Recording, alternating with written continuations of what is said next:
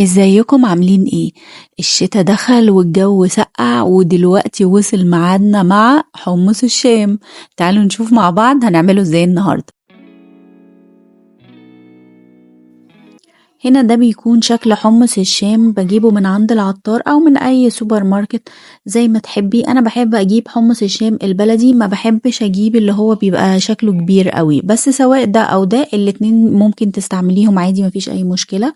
بنقعه قبلها ممكن بليلة، اللي هو مثلا بسيبه من بالليل واعمله تاني يوم الصبح، او زي ما تحبي يعني، بس عشان ما ياخدش وقت معانا في السوا. وعلى النار هنضيف حلة فيها مية مغلية، وبعدين نضيف المكونات بتاعتنا: البصلاية متقطعة وطماطماية كمان متقطعة وفصين 3 توم وكمان معلقتين صلصة، ودول بيبقوا اختياري. لو انتي مش حباهم خلاص تستغني عنهم، بس هما بيدوا لون وطعم حلو قوي لحمص الشام. هنجيب حمص الشام بعد ما غسلناه كذا مرة وشطفناه كذا مرة من مية النقع، ونبتدي نضيفه للمية المغلية ونسيبهم يغلوا لحد ما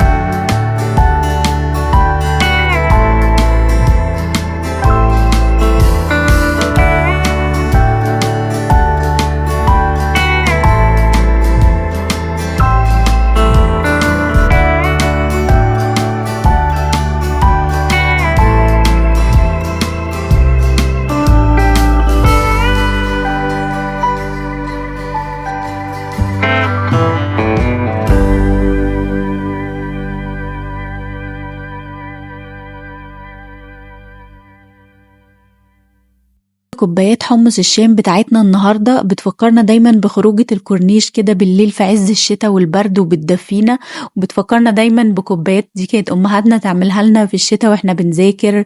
فأتمنى تجربوها مع أولادكم وتجمعوا كده البيت على كوبايات حمص الشام دي، وبألف هنا وشفا.